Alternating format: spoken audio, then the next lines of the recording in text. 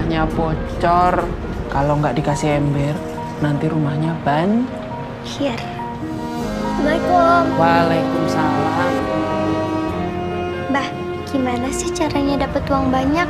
Ya minta aja sama Tuhan, mesti dikasih. Tuhan, minta duit buat benerin genteng bocor. Widih, panen nih. Baru penglaris, Fly. Kalau teman-temanmu tahu kamu tuh perempuan, piye? Mbak takut. Tenang, Mbak, aman. Mestinya aku yang kerja, bukan kamu. Dapat nasi padang sama ayam bakar gak? Gak cukup duitnya, Mbah. Om udah. Kita harus cepetan bawa ke rumah sakit, Om. Ini Mbak pulangnya gimana? Dapat uang dari mana, Mbah? Kok yang ini nambahan deh, Ki. Biaya rumah sakitnya. Aku ra iso apa-apa, Mai. Senajan aku urip gopo nek sikilku koyo ngene. Biar doa kita dikabulin sama Tuhan, gimana sih caranya, Pak? Pertama, khusyuk dan ikhlas. Khusyuk, ikhlas karena Allah. Om tadi berdoa minta duit ya? Itu orang udah doa di masjid, kenapa dapat dikit-dikit ya? Masjidnya kurang gede kali. Mau kemana? Sholat. Biasalah, Ton, biar kaya.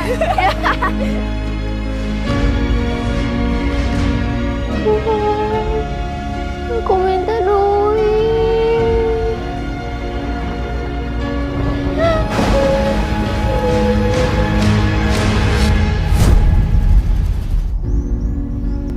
Tuhan, kebanyakan nih Tuhan.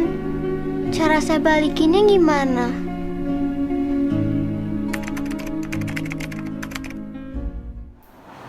Sebenarnya ceritanya sederhana kayak gitu, hanya sebuah konflik gitu ya antara perdebatan antara manusia dengan manusia yang diwakili oleh di sini ada Mbah Kedah, ada anaknya Rizky yang sebagai cucunya kayak gitu ya. Jadi bagaimana mereka berdua ini mewakili karakter manusia yang ingin berjuang hidup gitu di kota yang besar gitu. Walaupun mereka punya latar belakang trauma, tragedi kayak gitu ya, tapi bagaimana mereka tetap bisa utuh, keutuhan keluarganya tetap dijaga. Nah, jadi perdebatan yang sangat menarik dari film ini adalah bagaimana yang tua tidak bisa bekerja, tapi yang muda harus bekerja. Nah, ini yang aku terapkan juga dalam konsep film ini kayak gitu.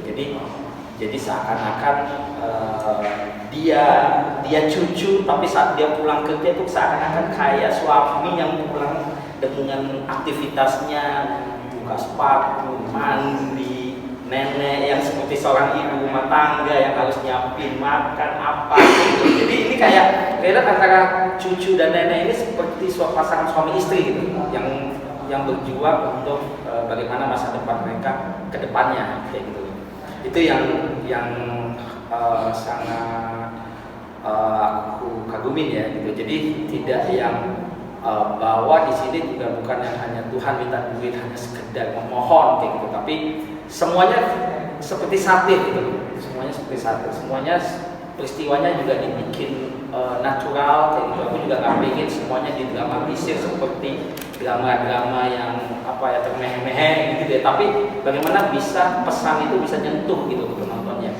Gitu. Karena dulu aku juga suka banget nonton kayak Love is Beautiful kayak gitu ya. Itu kan sebuah cerita yang sangat menyentuh gitu loh. Jadi semua adegannya seperti kayak bermain kayak gitu, tapi ternyata ada sesuatu yang bisa kita tangkap saat ini tontonan ini menghibur, tapi ada pesan yang dibalik setiap peristiwanya kayak gitu, setiap hal yang menghibur itu yang sangat aku delivery gitu ke film ini. Jadi tidak menjadi sebuah tontonan yang sangat berat kayak gitu, tapi sangat mudah dicerna sehingga orang bisa menerapkannya itu nanti di kehidupannya sendiri. Buatku kali ini kan spesifik ya, dapat karakter yang usianya jauh di atas aku gitu. Meskipun kayaknya mental age-nya agak-agak ini ya, mbahnya gemes banget gitu, kayak anak kecil kadang-kadang kayak bertukar peran gitu sama cucunya rasanya. Tapi memang Mbah Kedah di sini memberikan perwakilan dari rasa bersalah. Karena dengan ceritanya yang sekarang tinggal sama cucunya aja, nanti tidak diceritakan dalam filmnya secara gamblang, tapi memang kita langsung ngomong soal backgroundnya dulu ya. Saya sama Mas Kino langsung telepon-teleponan, waktu itu Mas Kino telepon saya, "Putri, kamu jadi Mbak Kedah?" "Iya, Mas, Mbak Kedah ya, iya gitu kan. Terus diomongin karakternya dan kita bilang memang yang terjadi adalah orang tua cucuku meninggal dalam sebuah kecelakaan di mana aku ada dalam kecelakaan itu, tapi akibatnya cuma pincang aja gitu. Sementara ternyata setelah mencoba selama berapa hari pakai tongkat dalam kehidupan sehari-hari itu repot sekali ya. Jadi tadi pertama ada perwakilan rasa bersalah dan bitterness yang nggak bisa bilang dari Mbak Kedah gitu rasanya. Apalagi setiap kali melihat cucunya. Tapi sekaligus harus tanggung jawab yang sayang banget. Gimana sih biasanya katanya kakek atau nenek itu kalau ketemu cucu luruh gitu, bener-bener nggak bisa marah gitu. Nah di sini relasi Mbak Kedah dan cucunya, kok agak bingung mau bilang Maya apa ya.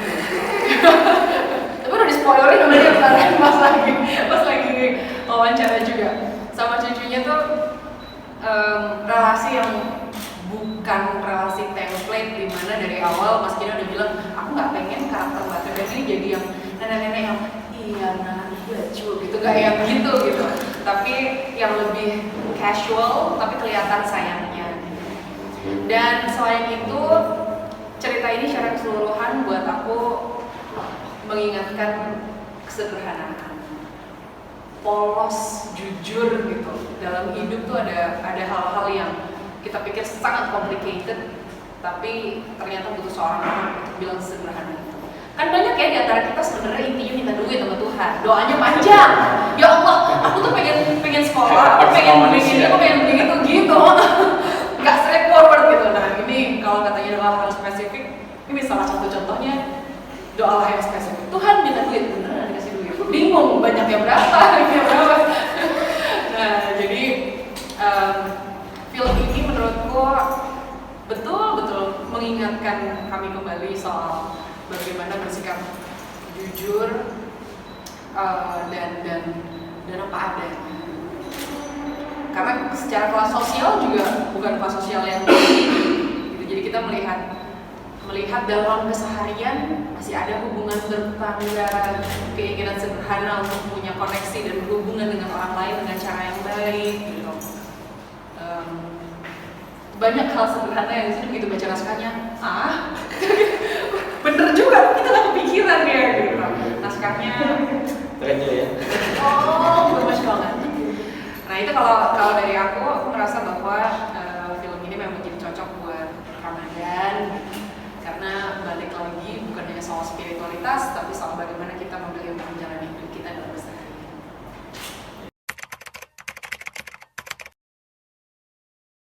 Tuhan minta duit gitu ya, itu sama aja kayak kita selalu berdoa dalam ibadah kita gitu ya. Semoga rezeki kita ditambah, semoga mudah-mudahan aku diterima di dalam pekerjaan, apalah semuanya harapan-harapan manusia kepada Tuhan kayak gitu ya. Tapi kan kembali lagi itu bahwa doa, bahwa harapan itu tidak bisa berjalan segampang itunya. Tiba-tiba kita berdoa, Tuhan aku minta duit, dapat duit, itu juga enggak kayak gitu loh. Nah, bagaimana judul di sini untuk berkorelasi dengan ceritanya itu membawa kita bahwa kita tidak boleh manja atau hanya sekedar berdoa, beribadah full atau apapun tapi tidak ada usahanya seperti itu. Nah, saat kita diuji untuk dapat kelebihan dari doa kita, apa yang harus kita lakukan? Kayak gitu. Kejujuran atau malah kita melahap atau memanfaatkan kelebihan itu. Nah itu yang sangat terbesit di pesan film ini gitu. Jadi Tuhan minta duit itu sebenarnya hal yang paling banyak lah, manusia selalu berharap uang banyak, dia bisa beli mobil, menguasai keluarga apa kayak gitu. Tapi kan sebenarnya itu perwakilan dari permintaan kita kepada Tuhan seperti hal-hal yang lainnya kayak gitu. Jadi itu sih korelasinya ya.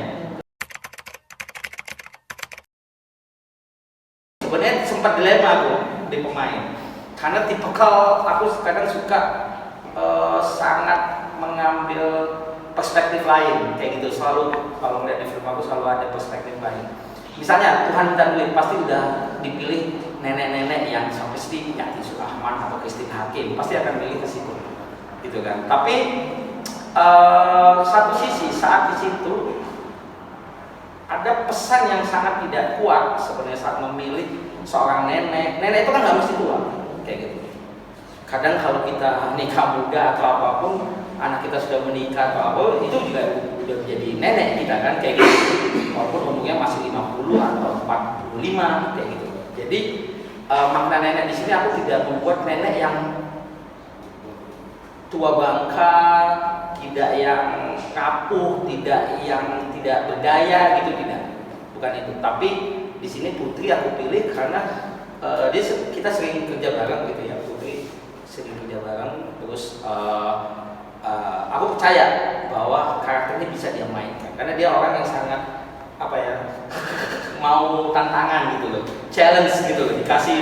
Karena aku sangat setiap kalau jalan film kalau ngasih ke Putri harus peran yang sangat menantang, jangan pernah yang gampang kayak gitu. Jadi di situ aku melihat gini, kalau misalnya neneknya tidak terlalu tua, tidak terlalu muda juga, tapi dia ada something yang dia tidak bisa melakukan pekerjaan kayak gitu. Itu kan ibarat kayak gini. Aku pernah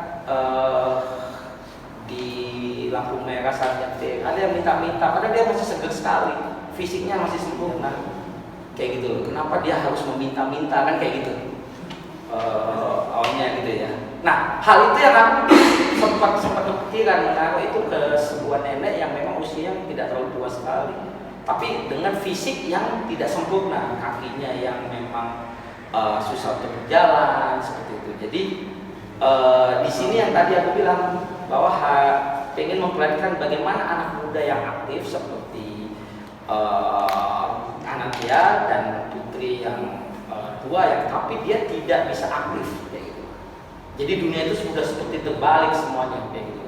Itu yang harus aku ini. Jadi pemilihan di sini itu sangat sempat dilema gitu. Tapi akhirnya aku yakin bahwa saat kita downgrade secara usia neneknya, itu akan mendapatkan pesan yang lebih banyak lagi gitu. Daripada kalau tua saat itu aku pikir, wah ya jelas lah cucunya kerja lah, dianya masuk udah tua banget, nggak mungkin kan kayak gitu. Banyak hal yang aku analisa waktu itu untuk pemilihan fisik secara umumnya ya kayak gitu. Makanya Putri lah kesini pilih, walaupun dia di-upgrade dikit dari umur aslinya kayak gitu, tapi dia mampu untuk melakukannya. Nah di Anantia juga kayak gitu.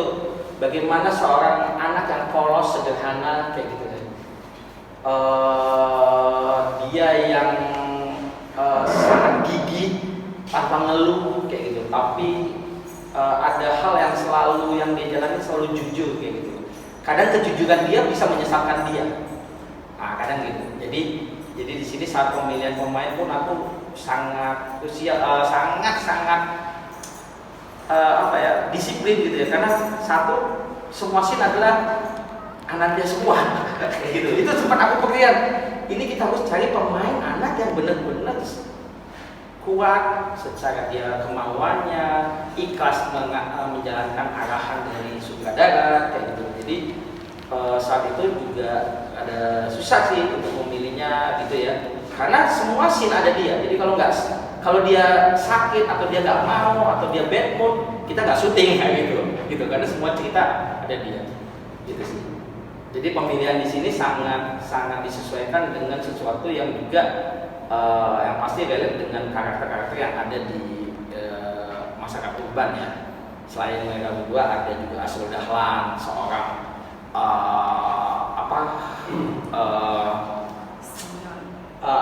terus maksudnya tuh orang yang merantau ke kota Jakarta, merasa dirinya bisa sukses tapi ternyata dia juga gagal kayak gitu. Jadi semua karakter yang ada di kota urban pun masih kita bawa ke cerita itu.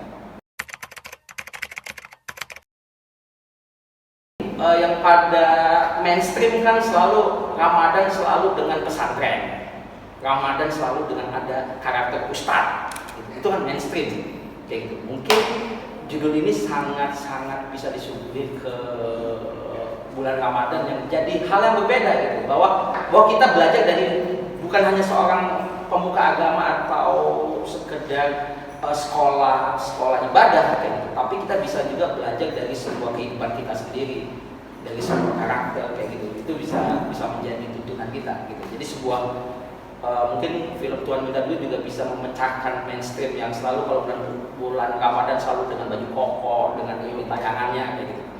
Tapi tidak semua itu yang harus disuguhin kan kayak gitu.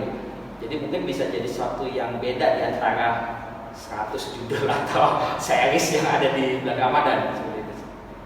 Itu kalau aku bilang sih sangat relate untuk bulan Ramadan. Kita tanpa diguruin, kita tanpa dimanjain atau apa, tapi kita bisa tersentuh dengan story ini. Belum lama ini dubbing, begitu dubbing sama Mas Sentot, yang ini tuh Mas Sentot Sahid ya, terus begitu ditemenin ngedit, terus begitu kita ngomong diulang kaki ini suaranya gitu, jadi mengingat lagi, nyetem suara lagi gitu untuk masuk ke Mbah Kedah. Atau itu yang kedua yang paling kelihatan dari Mbah Kedah adalah karena pakai tongkat. Nah, orang pakai tongkat ini kan macam-macam ya, pakai tongkat karena memang dari awal beliau memang pincang atau terjadi kecelakaan atau memang atau ada suatu penyakit yang menyebabkan dia pincang. Itu semua berefek ke mindsetnya. Mindset ini juga akan menawarkan konsistensi perilaku. Jadi aku sangat bersyukur, kayaknya Mas Sentot sudah hafal cara bekerja, Mas Kinoy sudah hafal cara bekerja, sehingga waktu datang reading tuh biasanya kita nggak terlalu lama ya waktu latihan ini. Aku appreciate banget sama Klik Film untuk berani ngasih kita waktu nggak terlalu panjang, tapi langsung informasinya tuh dikasihnya banyak sehingga kita tahu apa yang harus kita kejar dengan cepat gitu. Tapi memang kalau kita nggak siap, nggak bisa nih. Menurut aku semua yang terjadi Klik Film harus siap, karena yang dipilih. Jadi makanya aktor-aktornya menurutku, I feel honored karena benar tantangannya gede. Langsung naskahnya gini, naskahnya bagus-bagus gitu. Dan salah satunya Tuhan Minta Duit nih, dari pertama saya dapat draft pertama, terus kayak oh gini ya, oke sederhana ceritanya. Begitu dapat draft kedua itu draft final, bukan draft kedua tapi draft final yang aku dapat gitu ya. Hah, naskahnya gini gitu. Wah, ini perubahannya banyak. Ceritanya sama, tapi penulisannya agak bergeser sedikit. Terus kemudian jadi very challenging terutama buat kamu ya. Wah, itu gila banget. Nah, dan motivasinya, karakterisasi Mbah Kedah pun juga lebih kuat gitu. Sehingga sekali lagi kita di-provide dengan banyak kesempatan, dan yang aku bersyukur dari reading datang pertama, kita nanti pakai tongkat ini ya. Oh, ini tongkatnya. Terus begitu selesai reading, mau dibawa nggak Mbak? Mau lah aku bilang. Jadi aku bisa bawa tongkat itu, jalan dengan itu selama berapa waktu gitu. Aku bersyukur juga. Ini blessing in disguise ya. Aku tinggal di lantai 2, jadi latihan dapat semua tuh. Naik tangga pakai tongkat, turun tangga. Terus kalau tukang sayur tuh agak lumayan jalan. Dan untuk belanja untuk apa aku pakai itu gitu. Dan selalu melewatin Pak Satpam yang jaga di pintu gerbang kan. Nah itu kan lewat terus ditanya, Mbak kakinya kenapa? Ya karena mereka udah sebenarnya udah lumayan hafal gitu. Aku mau mungkin lagi ngapain lagi gitu. Aku bilang enggak ini acting. Aku bilang gitu kan. Tapi tetap begitu aja, hati-hati Mbak nyebrangnya. Iya, acting aku bilang. Terus ke tukang sayur juga gitu. Karena udah langganan, mereka juga nanya, Mbak kenapa lama nggak datang? Karena ini bukan acting, ini acting aku bilang gitu kan. Tapi tetap keluar dari sana, Mbak semoga cepat sehat ya. Acting Mbak gitu. Cuma memang aku bersikeras untuk ngejagain tetap berjalan dengan cara itu gitu. Karena ternyata memang beda juga ya. Kita pakai reaksi orang terhadap orang yang berjalan dengan cara yang berbeda atau apapun ya, dengan orang-orang difabel, orang-orang yang punya keterbatasan, itu reaksi lingkungan tuh beda gitu ke kita. Dan itu yang aku nggak pernah tahu gitu. Nah, kebetulan ini di naskahnya juga ada naik tangga, turun tangga, kita dapat di PFR lagi ya. Aku seneng banget ini, kayak Mas Kino emang senengnya agak nyusahin ya. Jadi ada naik tangga, turun tangga, terus ada satu adegan yang menurutku genting, secara emosi juga genting, dan itu naik tangga. Jadi aku kayak wah, Oke, Kesannya nyiksa tapi itu ceritanya kayak gitu. dengan penuh cinta lah pokoknya Mas Kevin. Aku seneng banget Mas Kevin berani percaya sama aku ngasih itu ya. Terus Nanda yang dengan rela hati yang pegangin gitu, kamu berat gak? Enggak gitu. Cuma berapa kali naik kayak sama juga gitu. Nah, tapi kita merawatnya bareng-bareng. Ini sekaligus masuk ke pertanyaan berikutnya, gimana cara membangun chemistry-nya. Sama Nanda nih aku effortless banget, kayak nggak berusaha gitu, gampang banget kerja sama dia, dan nggak perlu di kamu udah makan belum, nggak perlu digituin, kayaknya lebih dia yang ngertiin aku daripada aku ngertiin dia, karena dia banyak tadi sini dia nggak berhenti, aku udah duduk, udah tiduran, dia masih cuti aja terus, karena banyak banget scene-nya. Tapi Nanda tuh menurut aku very professional as a kid actor. Keren banget, dia udah tahu kapan harus main seperti apa, kapan harus jaga tenaga, kapan harus istirahat dulu, dia disiplin soal itu. Tapi secara spiritual aku memang banyak selalu take every character personally, selalu mencoba menghubungkan dengan kehidupanku, apa yang bisa aku ambil dan sebaiknya jangan dilakukan gitu ya dalam kehidupan sehari-hari. Dan kali ini mungkin tadi ya kayak Mbak Kedah tuh bukan orang yang sholat terus, bukan orang yang sangat bahkan mungkin Mbak Kedah orang yang marah sama Tuhan ya. Ada gitu marahnya sama Tuhan. Sangat emosional. Iya, sangat emosional. Karena ya itu berkali-kali bilang kayak mestinya aku yang mati nih, bukan, dan daripada aku kayak gini nggak bisa kerja gitu. Dia tuh selalu ada kemarahan itu. Buat aku yang paling menonjol adalah bagaimana kita sering berbicara sama Tuhan, ngomong aja gitu. Yang doa tuh bukan berarti harus dengan cara khusus gitu, tapi bahwa tulus gitu. Ikhlas. Kece. Gak perlu khusus, yang perlu tulus. Iya, aku rasa secara spiritual Tuhan minta duit nih mengingatkan aku lagi bahwa betul katanya banyak yang bilang kalau doa itu spesifik ya bro. Nah, ini satu hal yang ingetin lagi bahwa apapun yang kita punya, yang terjadi sama diri kita, things are happen for a reason. Itu, dan mungkin itu yang Mbak Kedah juga butuh waktu untuk betul-betul menerima. Ada hal-hal yang sangat berharga, tapi kita nggak sadar bahwa sebenarnya itu rezeki kita yang dikasih sama Tuhan. Dan ada learning stage yang kita hadapi setiap kali kita mengalami kehidupan kita sehari-hari, tapi kita suka nggak sadar. Aku merasa lebih ke situ ya. Dan being old ternyata memang punya tantangan yang berbeda lagi dari usia produktif kita. Keterbatasan fisik, selama ini aku nggak terlalu memikirkan keterbatasan fisik gitu, tapi ketika dikasih peran ini, me personally merasa bersyukur banget masih bisa naik tangga dengan mudah, menyeberang jalan tanpa mikir-mikir gitu. Bisa jalan cepat gitu kan, bisa bekerja, bisa berkarya gitu. Itu rezeki yang suka lupa rasanya. Kita suka minta gaji naik dong, minta budget fee lebih gede dong. Padahal bisa kerja, bisa berkarya, bisa bangun hari ini, bisa berdiri dari tempat tidur, itu hal yang patut disyukuri sebesar-besarnya.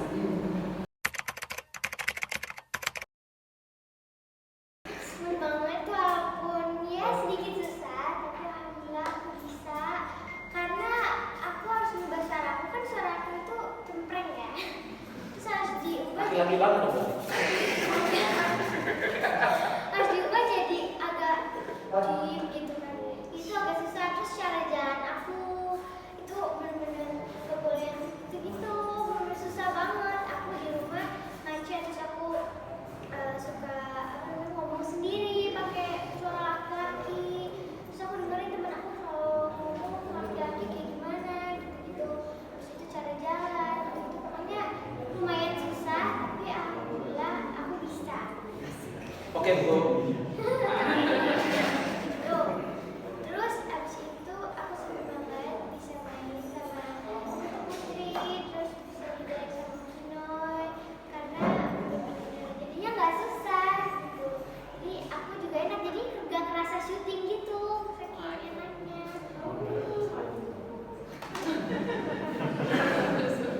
Ya jadi Anantia ini sebenarnya memainkan dua karakter. Dia menjadi wanita cewek dan dia menjadi cowok di cerita ini kayak gitu. Jadi sebenarnya sih aku takut spoiler untuk itu. Tapi sebenarnya nggak apa-apa. Tapi apa yang diceritakan di sini, bagaimana dia kok bisa jadi laki-laki, ya mungkin di film ini nanti akan bisa kita lihat kenapa dia harus berperan laki-laki. Ada cerita lucu pas lagi, kan ada adegan yang di rumah sakit tuh di trailernya, kan dia di sebelah aku, terus ada yang jadi dokternya ceritanya, terus dokternya gini kan, aduh manis banget, ini cantik banget kayak perempuan deh, emang aslinya perempuan.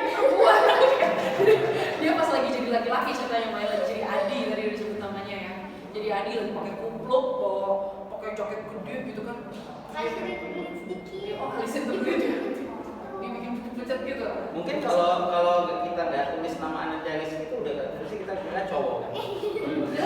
Antara gitu kan, kayak anak kecil yang undefined gitu kan, suaranya juga undefined gitu, masing-masing ini bisa, kalau anak kecil bisa suara laki-laki, suara perempuan gitu. Coba dong, masih ingat gak suara laki-laki gimana? Suara coba sekarang ngomong. Jangan lupa nonton. Oke bro, yang kayak gitu dong. Lucu banget. Bagus banget. Ayo bro, syuting bro. Oh gitu, pakai gitu dulu. Enggak, apa ya? Mau apa? Jangan lupa nonton Tuhan Minta Duit, Big Mac Film. Oke bro? Aku suka itu. Suara Anantia dulu, suaranya Maya dulu, suara Maya. Jangan lupa nonton dan pindah duit di film. Kan beda kan? Oke, sekarang Adi. Pasti bos laki. Oke. Laki. Udah lupa dia. Bisa Adi. Oke, standby. Oke. Udah lama banget. Standby. Kamera roll. Oke. And action. Jangan lupa nonton Tuhan Minta Duit di Klik Film. Jelek banget. Oke, Kayak gitu deh. Kayak gitu. sudah setahun. Karena dulu berapa ya? Dulu pas syuting itu pasti dites dulu suaranya. Ya, benar. Gitu. Mungkin sekarang udah gak ada jadi.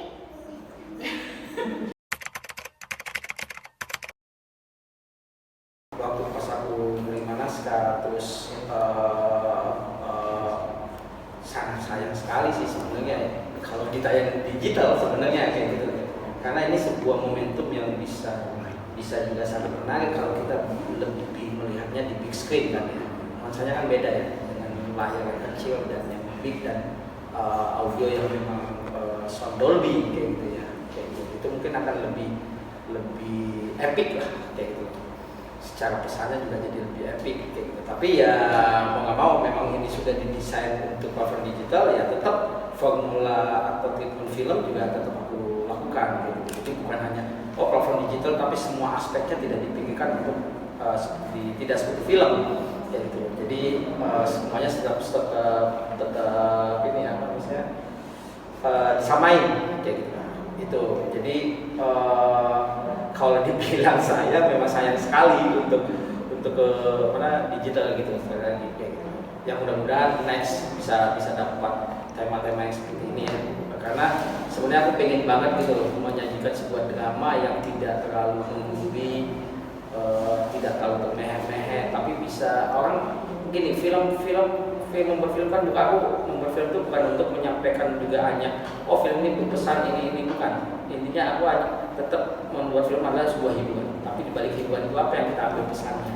Nah itu kadang orang selalu bikin film selalu pesannya dulu sehingga terlalu berat untuk ditonton kayak gitu. Nah ini yang lagi coba aku lari dari mainstream tadi, yang seperti aku bilang bahwa sebuah film kalau tayangan bulan Ramadan pasti orang bergegas ke kasih ide pesantren, pasti ada ustadznya, pasti ada ininya, bahwa dari ide kecil dari kehidupan yang kita jalanin aja itu sudah sebuah tema yang sangat besar untuk kita suguhin di bulan Ramadan, seperti itu.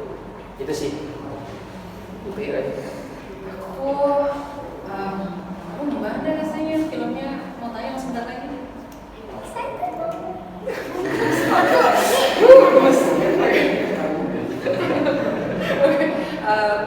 Aku sendiri dulu jujur ketika pertama kali banyak film-film ada di OTT ngerasa kayak ya OTT gitu.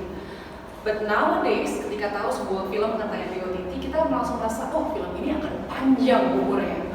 Dulu di awal-awal ngerasa oh OTT ya udahlah kita agak tenang, bebannya nggak terlalu gede mungkin gitu ya, nggak kayak film yang harus persiapannya panjang dan apa segala macam gitu.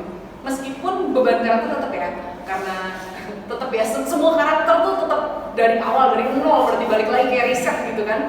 Tapi lately aku merasa justru karena tayang di OTT siapa aja bisa nonton, assalamualaikum, lebih panjang bebannya gitu kan, lebih berat gitu. Dan buatku syutingnya kemarin film OTT rasa film bioskop ya, dan itu tetap aja artnya serius, soundnya serius, make upnya serius, persiapannya serius gitu. Bahkan nggak semua, aku sadar tidak semua film memberikan kita fasilitas untuk berlatih.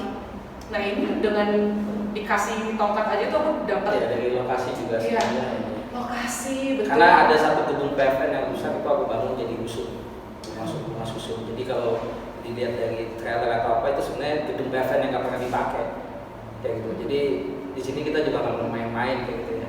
Jadi bukan satu set yang harus seperti series FTV atau apa gitu. Itu sih untuk disajiin. Jadi rasanya memang udah rasa film, tapi emang ya maaf aja screennya kali ini kecilin. Bisa handphone, bisa TV smart, ya kan, kayak gitu. Naskahnya bagus. Menurutku naskahnya bisa dipakai buat film panjang ya, beneran bagus lah. Saya berterima kasih kepada siapapun yang menulis naskahnya, mulai nulis sampai menyelesaikan naskahnya, dan all filmmakers yang udah bikin cerita ini dan mengerjakannya dengan seserius mungkin dengan waktu yang ada, dengan segala keterbatasan kita, tetap punya cita-cita yang sama untuk bikin film yang menyenangkan untuk kita tonton. Amin.